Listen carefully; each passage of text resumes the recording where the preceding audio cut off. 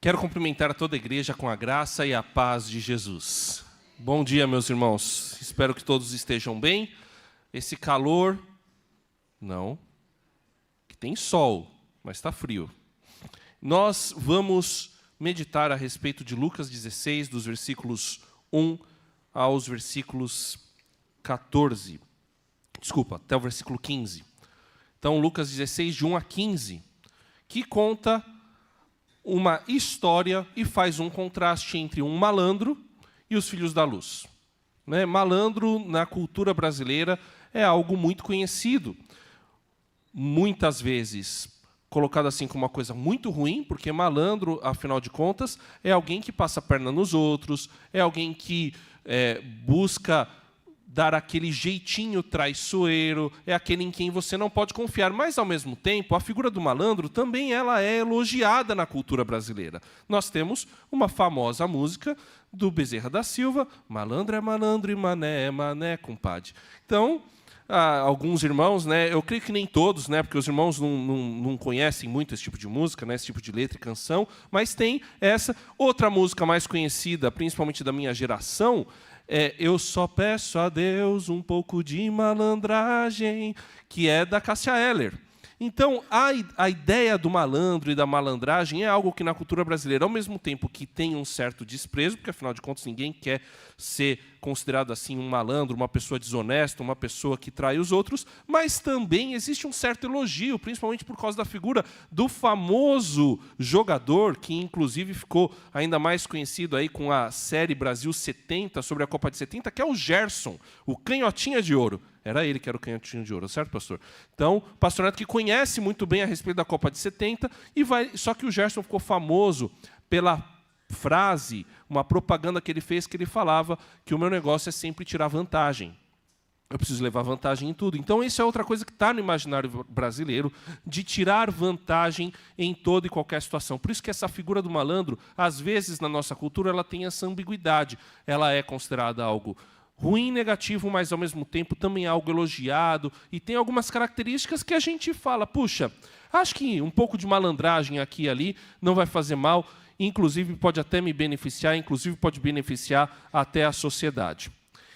E por isso que na cultura brasileira, talvez essa parábola aqui, que ela é muito estranha. Ela é uma parábola que a maioria das pessoas considera muito esquisita. Ela é difícil de entender. Inclusive os europeus e os americanos, que têm ali uma ética e um jeito de viver e de pensar um pouco mais rígido, alguns chegaram a considerar essa parábola completamente incompreensível. Não dá para entender essa parábola. A gente consegue compreender um pouco mais, mas a gente precisa saber que aqui existe uma comparação e um contraste. Jesus compara, ele pega um lado do malandro, que é a astúcia, mas ele faz uma comparação com aquilo que se espera dos filhos da luz, que espero todos nós estejamos incluídos entre eles. Então, eu quero ler os primeiros versículos desta parábola em Lucas 16, que nos seus primeiros versículos, de 1 a 2, diz: Jesus disse aos seus discípulos: o administrador de um homem rico foi acusado de estar desperdiçando os seus bens. Então ele o chamou e lhe perguntou: que é isso que estou ouvindo a seu respeito? Preste contas da sua administração, porque você não pode continuar sendo o administrador.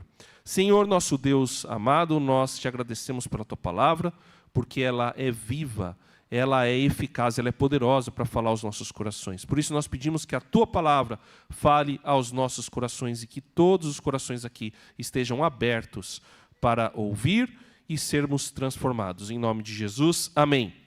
Essa parábola é conhecida como a parábola do administrador astuto, ou do mordomo astuto, do mordomo que é esperto, ou também o administrador ou o mordomo desonesto.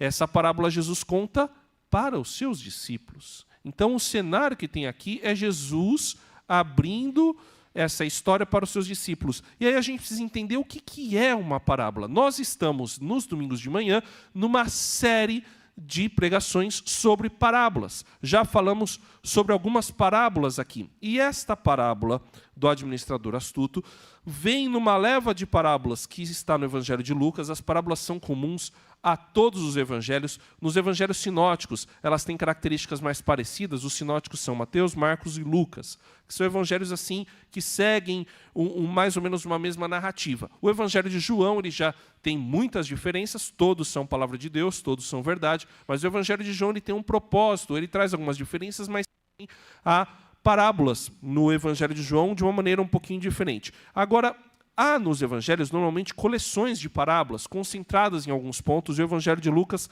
ele faz essas coleções aqui nestes capítulos. E a parábola, ou as parábolas, ou o conjunto de parábolas que tem o mesmo propósito do capítulo anterior, o capítulo 15, são as parábolas dos perdidos, porque trata da parábola da ovelha perdida, da parábola da moeda perdida e da parábola do filho perdido.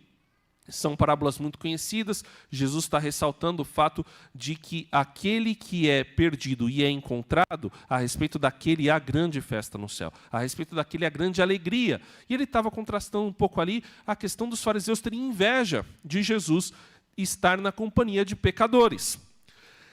E a gente não sabe se Lucas coletou essa parábola e colocou ela depois, ou se aconteceu tudo ao mesmo tempo. É mais provável que ele tenha colocado essa parábola depois, mas o fato é que Jesus estava aqui com os seus discípulos, e os discípulos já conheciam outras parábolas, eles já sabiam do amor de Deus, eles já sabiam da compaixão de Deus, e eles já sabiam que nós precisávamos ter misericórdia daqueles que eram perdidos e daqueles que eram pecadores. Então Jesus vai e, eu quero revelar para vocês aqui uma outra verdade. Uma verdade que vocês precisam aplicar muito bem na vida de vocês e precisam entender bem como que ela deve ser aplicada na vida de vocês. E ele começa contando a parábola desse administrador, desse mordomo desonesto. Quem que é esse administrador? Primeira coisa que a gente precisa entender, ele era um empregado de alguém. Ele muito provavelmente não era um escravo, ele era um homem livre, mas ele estava a serviço de alguém. Existe a figura na antiguidade do senhor e os seus vassalos. Então, este homem, ele era um vassalo de um senhor de terras, de alguém que tinha posses. E esta pessoa que tinha posses delegava, assim como hoje em dia, um conselho de administração delega para um diretor executivo, um diretor delega para um encarregado as funções, este senhor de terras delegava para alguém a administração das suas terras, das suas posses, daquilo que era feito. Então esse administrador, esse mordomo, essa pessoa, esse gestor, ele era um atravessador. Ele não lidava com bens dele, ele não lidava com terras dele, ele lidava com tudo aquilo que era de terceiros. Ele lidava com coisas que não estavam sob a posse definitiva dele, mas foram entregues para que ele as administrasse. Preste muita atenção nisso, porque é o que nós de fato somos em relação aos recursos que nós temos. Nós não somos donos daquilo que nós temos. Nós não somos donos da natureza. Nós não somos donos do planeta. Nós não somos donos do nosso dinheiro. Tudo que nós temos pertence ao Senhor. Dele é o ouro e a prata. Ele criou tudo que existe e viu que era muito bom. A Deus pertence a terra e a sua plenitude. Então, o que nós gerimos, o que nós administramos não é nosso.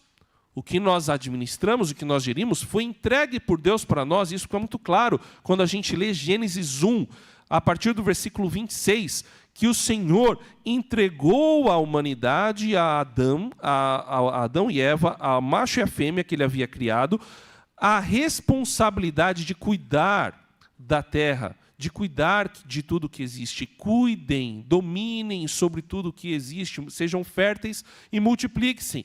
Depois, na história seguinte de Gênesis, no capítulo 2, Deus vai criar o jardim e vai entregar o jardim para Adão e vai falar para Adão: Adão, cuide desse jardim. E Adão deu os nomes para os animais. Então, o que nós temos não é nosso. Pertence a Deus, nós administramos algo que não é nosso. Então já tem a primeira comparação com o administrador. O que nós temos não é nosso, assim como o que o administrador tinha não era dele. Mas como que era este administrador? Como que era esse gestor? Ele era ruim. Ruim assim, no sentido de ser irresponsável. Ele esbanjava. E aqui, a gente pode fazer uma comparação com a parábola anterior, que é a parábola do filho perdido, ou dos dois filhos, conhecida como do filho pródigo, mas o melhor seria a parábola dos dois filhos, porque aquela parábola vai dizer que o filho mais novo pegou a herança do seu pai, pediu um adiantamento daquela herança sem que o pai tivesse morrido, e foi e esbanjou os bens. A palavra é a mesma. O que o filho perdido fez com os bens era exatamente a mesma coisa que o administrador estava fazendo com os bens que não eram dele, mas que eram do senhor dele. Ele estava gerindo mal os recursos que ele havia recebido. Então, o que aconteceu? Ele é chamado pelo seu senhor, pelo dono daquelas terras, para prestar contas e fala, ó, eu tô ouvindo aí e tenho recebido relatórios de que você está gerindo mal os meus recursos, que você está esbanjando, que você é um mau gestor. E aí ele já fala em seguida. Quer dizer, era tão certo todos os relatos, o relatório que ele tinha recebido, não é que ele veio pedir uma tréplica ou uma réplica daquele acusado. Ele vem com a acusação e com o julgamento porque ele tinha mandado fazer uma auditoria nas terras dele. Ele já estava com todas as provas em mão. Ele só estava lá, ó, com o RH do lado, para poder fazer a demissão. Então, vem aqui, ó, eu tenho todo esse relatório, sei que você é um mau gestor, então você vai prestar as contas finais, vai fazer o último fechamento e você pode ir embora, você não vai continuar sendo mais o administrador.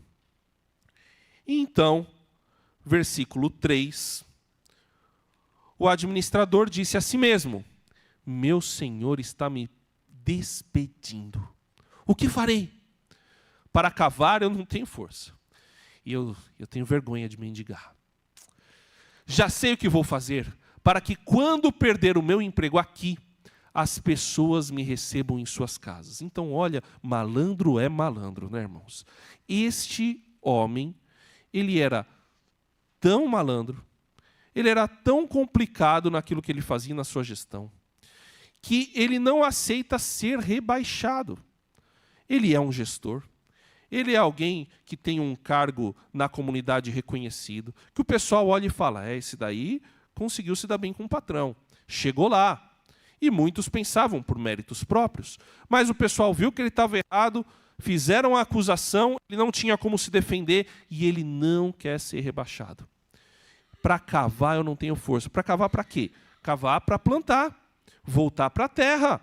Vai lá, ser peão. Não teve competência para gerir, então você vai voltar para o trabalho operacional. E isso nem é demérito. Às vezes tem gente que tem perfil operacional. E está tudo bem se dá bem, sendo operacional, sem problema. Mas esse homem falou, eu não tenho competência nem para cavar. Eu não sou bom no operacional. Eu não sei fazer o operacional direito. Eu não vou me dar bem nisso daqui. E para mendigar, que inclusive era algo que era permitido, que era legislado na comunidade judaica, inclusive na lei, eu tenho vergonha.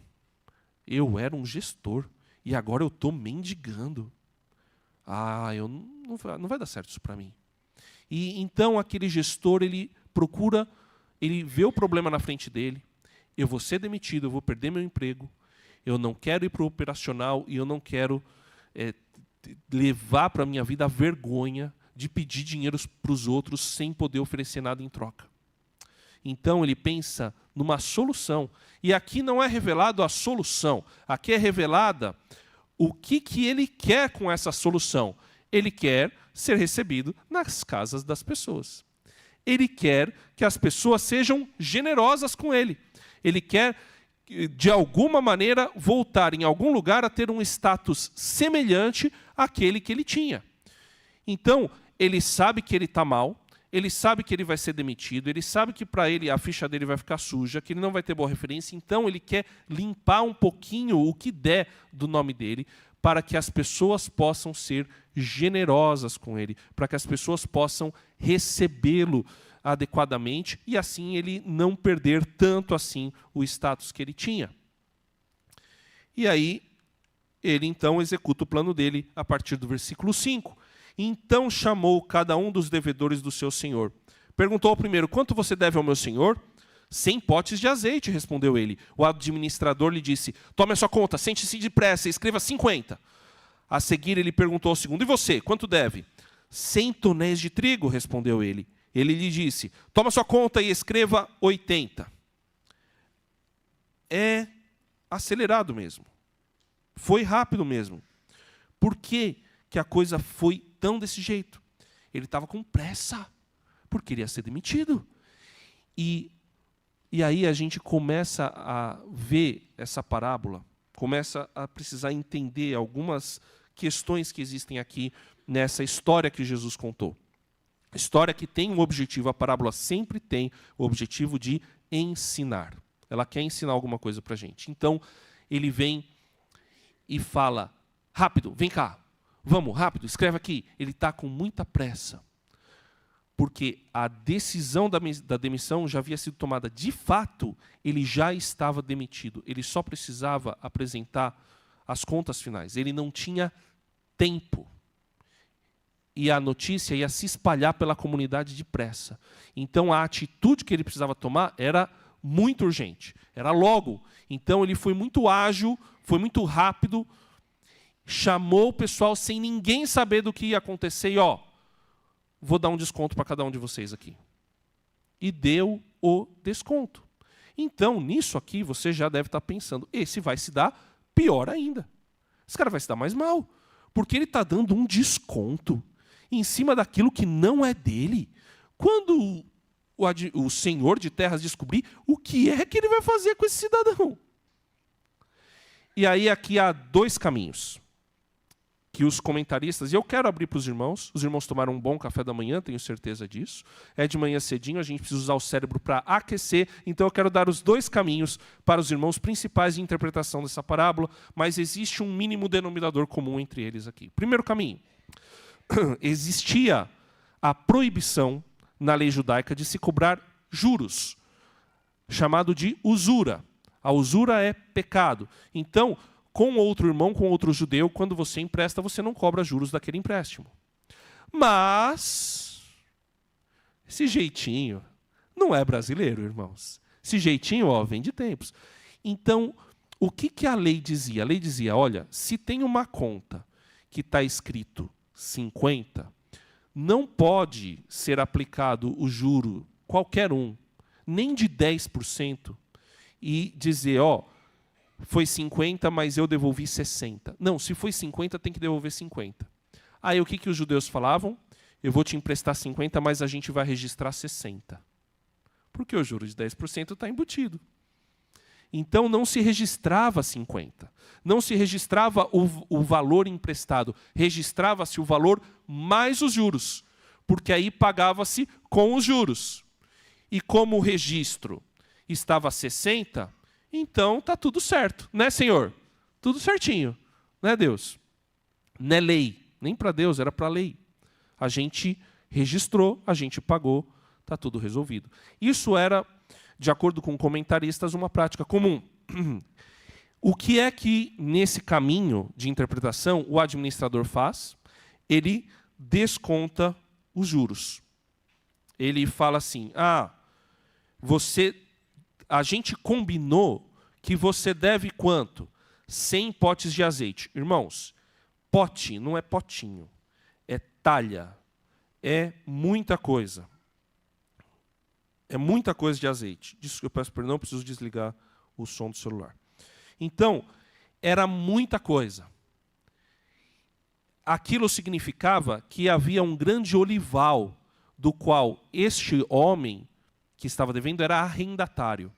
E o outro também era arrendatário, mas de uma terra de trigo. E para cada um era aplicado um juro sobre aquele arrendamento. Então aquele homem fala, quanto que foi combinado que você tem que pagar? Foi combinado que eu tenho que pagar 100 potes de azeite. Beleza, mas eu sei que é só 50. Então, senta aí e escreve o certo. Escreve 50. E você? 100 tonéis de trigo, beleza. Só que o juro desse aqui, a gente sabe que é 20%. Então, o certo é 80. Escreve 80. Escreve o certo. Nessa linha de interpretação, o administrador e estava dizendo, escreve aquilo que está certo. Escreve aquilo que é correto. Eu vou tirar os juros que já nunca devia ter sido aplicado para vocês. Escreve o certo. Eles vão e escrevem o certo. Tem a segunda linha de interpretação.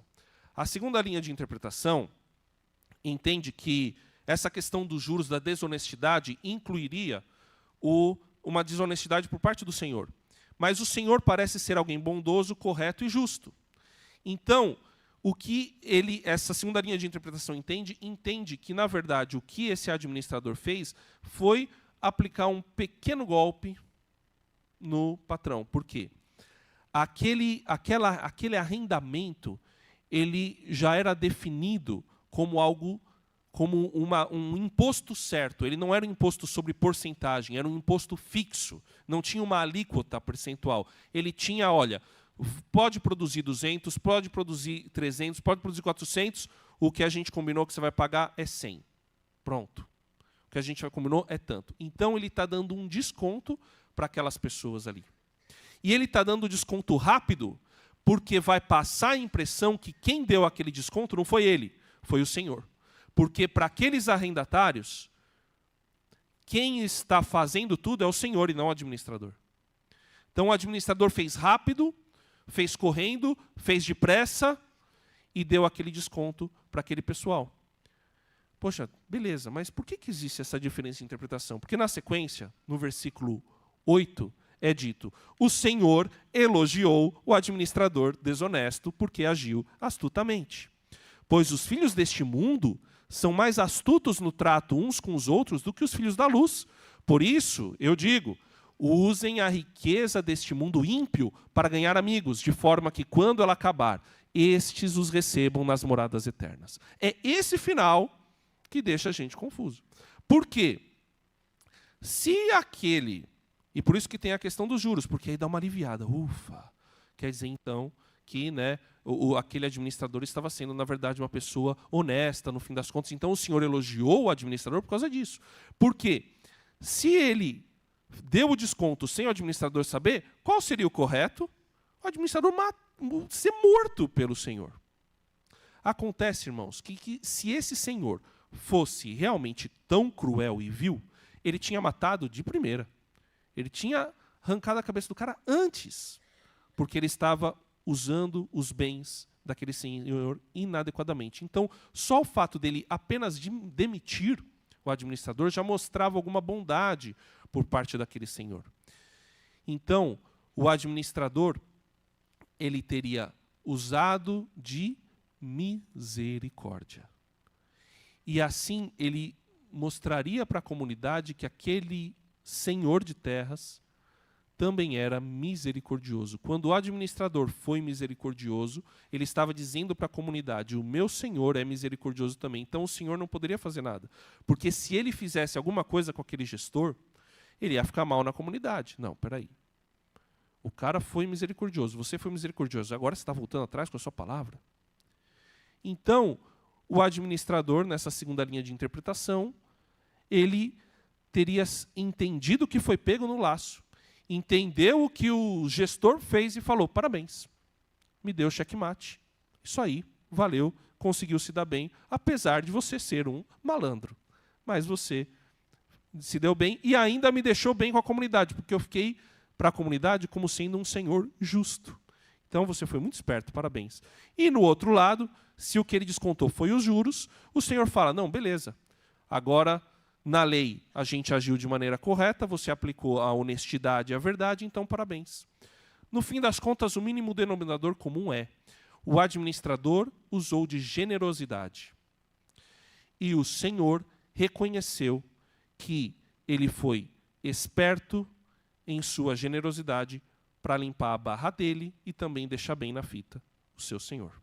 Esse é o mínimo denominador comum, independente se você achar que havia juros aplicados ou que não haviam juros aplicados. Mas fica estranho, porque em toda essa malandragem, todo esse jeitinho, Jesus vai e fala, os filhos deste mundo são mais espertos no trato uns com os outros do que os filhos da luz. E aí você fica, Jesus está me comparando com um malandro.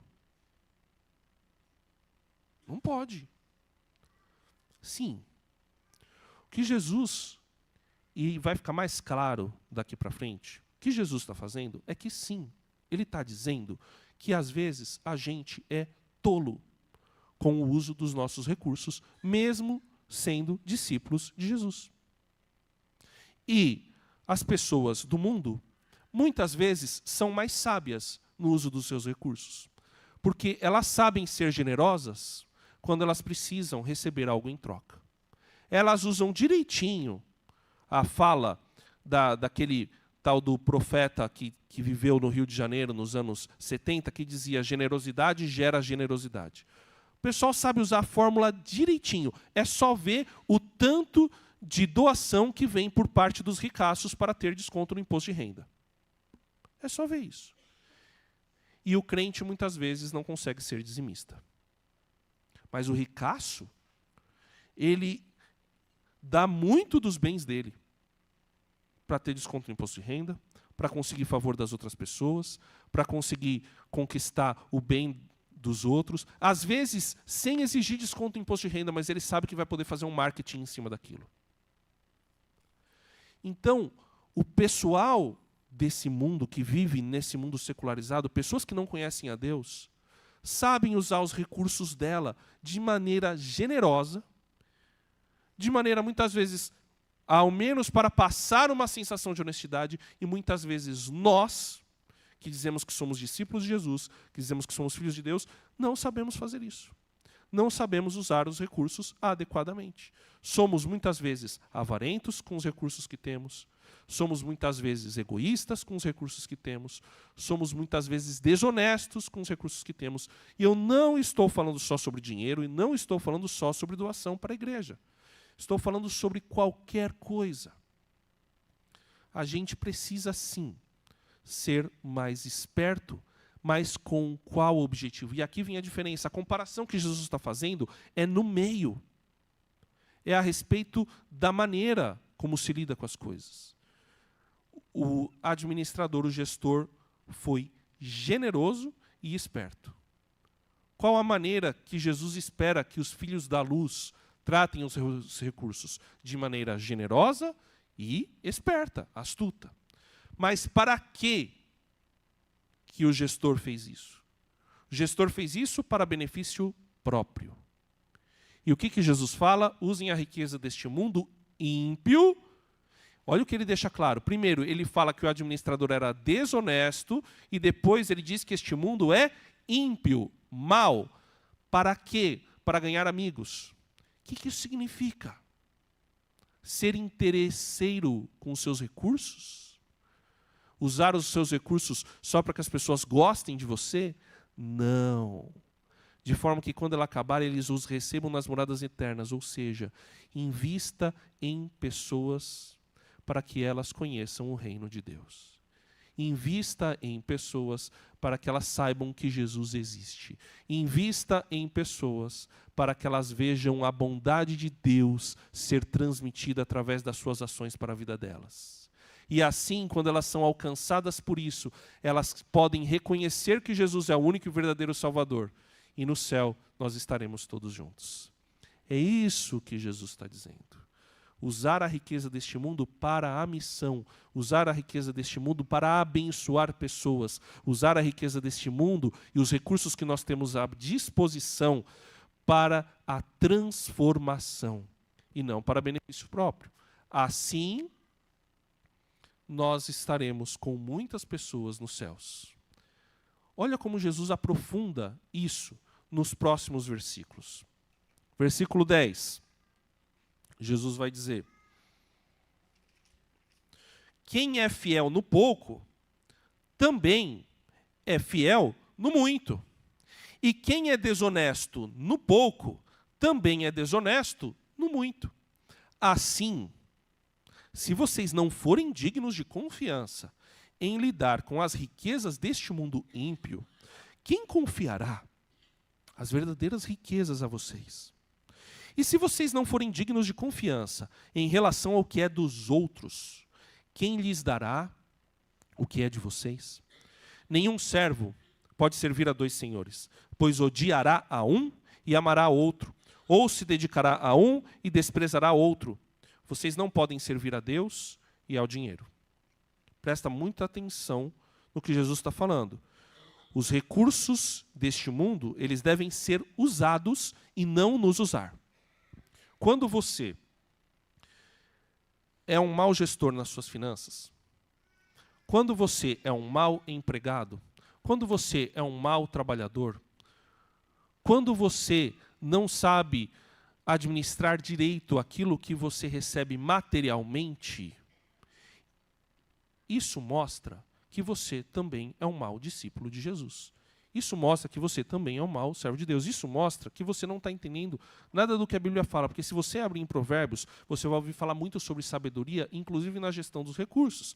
Se você abrir o livro de Esdras, abrir o livro de Neemias, vai falar muito sobre gestão de recursos. A lei está cheia de palavras sobre a gestão dos recursos. Gestão de recursos materiais não está separada de uma vida espiritual. Pelo contrário, uma vida espiritual vai, consequentemente, dar a você condições de gerir bem os seus recursos materiais. Por isso que alguém espiritual é um bom gestor das suas finanças. Eu não estou falando que ele é rico.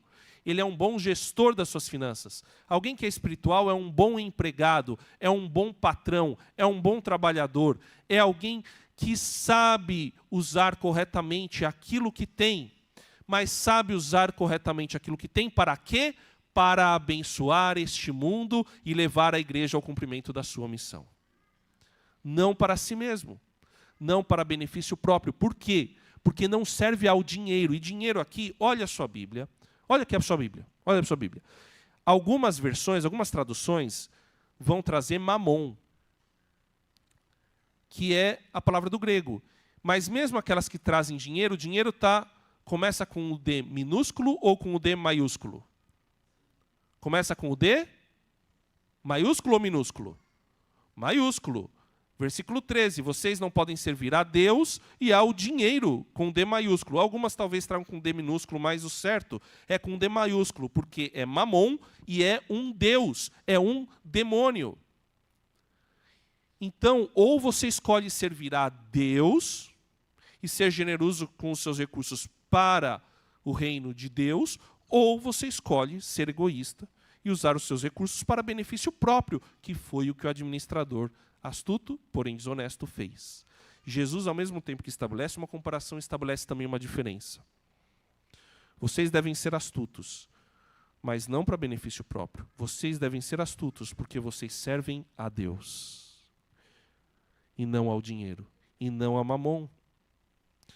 Aí vem o versículo 14, que deve gerar na gente um alto entristecimento. Os fariseus, que amavam o dinheiro, ouviam tudo isso e zombavam de Jesus. E ele lhes disse: vocês são os que justificam a si mesmos aos olhos dos homens, mas Deus conhece o coração de vocês. Aquilo que tem muito valor entre os homens é detestável aos olhos de Deus. Esses últimos versículos podem apoiar a interpretação dos juros. Eu não vou dizer aqui qual delas mais me agrada, tá, irmãos? Vocês escolham. Por quê? Porque quem deixava o pessoal aplicar juros sob a conta total? Justamente aqueles que interpretavam as leis, que eram os fariseus. Aqueles de quem se esperava a mais alta espiritualidade. Aqueles de quem se esperava a mais alta religiosidade. Então Jesus, no fim das contas, está comparando um administrador desonesto com os religiosos, com aqueles que se dizem servos de Deus. Com aqueles que estão todo domingo na igreja. Ele diz, vocês usam do jeitinho para tentar enganar Deus. Mas, Deus não é enganado por ninguém. Eu nem você enganamos a Deus, irmãos. A gente pode parecer muito bonzinho para todo mundo, inclusive para a nossa família. Tem gente que é tão ruim que consegue enganar a própria família. Mas Deus vê o nosso coração. Deus conhece o meu e o seu coração. Ele sabe o que você pensa. Ele sabe o que você quer. E se essa mensagem está te tocando, ela está te deixando realmente humilhado, como me humilha. Porque no fundo do nosso coração a gente sabe quem a gente é. E diante do Senhor Todo-Poderoso a gente deve se arrepender. E colocar as nossas falhas, as nossas limitações, as nossas fragilidades diante dele. Não adianta querer enganar a Deus. Com Deus não dá para dar jeitinho. A gente deve ser esperto. Algumas vezes, a gente vai ter que usar... a gente não pode ser legalista absurdo ao extremo. Vou dar um exemplo muito simples aqui. Seu filho está doente, vou usar, né? Ou o seu parente, escolhe um parente que você tenha, ou um amigo, e você está precisando levar ele para o hospital. O farol está vermelho e são 10h30 da noite. Você vai respeitar o farol? Não. Você vai passar o farol. E mesmo que seja tarde, você olha com cuidado para não bater em ninguém e fura, porque tem alguém, e se eu não me engano a lei ampara isso, porque você está prestando socorro. Então, às vezes a gente quer ser certinho demais, honesto demais, mas existe uma situação que está exigindo um pouco mais de agilidade. São raras, tá? O pessoal gosta de falar assim, pode mentir ou não pode? Se você está guardando um judeu contra um nazista, o nazista vem te perguntar, por situação extrema, né? Não dá. É lógico que você vai proteger as pessoas fragilizadas. No geral, a gente deve ser honesto, completamente íntegro. Mas existem situações que vão exigir da gente alguma criatividade, alguma esperteza, alguma astúcia. O que a gente não pode ser é desonesto diante de Deus. O que a gente não pode ser é hipócrita diante das pessoas. O que a gente não pode ser é alguém que finge que é crente, mas no fundo do coração é o pior dos pecadores e não se arrepende. Isso é o pior, é não se arrepender. E aí é duro. E infelizmente tem muito crente de coração duro, de coração de pedra. É muito triste isso, irmãos. Mas é a palavra de Deus que fala que os fariseus amavam o dinheiro. Uma vez eu estava conversando com um amigo sobre um pecado em específico, e aí ele disse para mim, mas todo mundo condena esse pecado. E a avareza? Ele tem razão. A gente condena vários pecados. Mas e a avareza? Como é que a gente age em relação ao esbanjar o dinheiro de maneira errada, a esbanjar os recursos, a esbanjar a vida de maneira errada? Então, meus irmãos, o que a gente precisa entender é que, como discípulos, nós agimos com misericórdia, generosidade e astúcia, não para acumular bens passageiros, mas para usar os recursos deste mundo e levar as pessoas ao reino de Deus.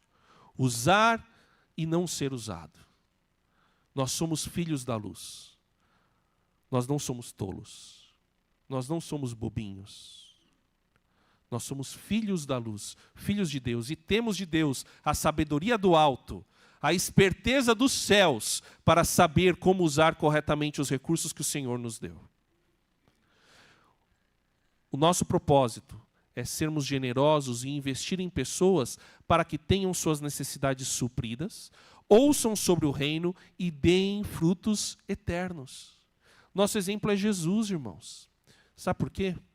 Porque Jesus investiu em nós, dando a própria vida para nós termos a vida eterna. Jesus investiu em mim e em você, e Ele não investiu dinheiro. Ele investiu o sangue dele. Ele investiu o corpo dele.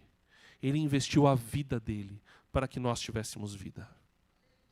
Irmão, se você não sabe, você está com dinheiro sobrando, você não sabe o que fazer com dinheiro, eu sei que é meio piada isso daí, falar, né?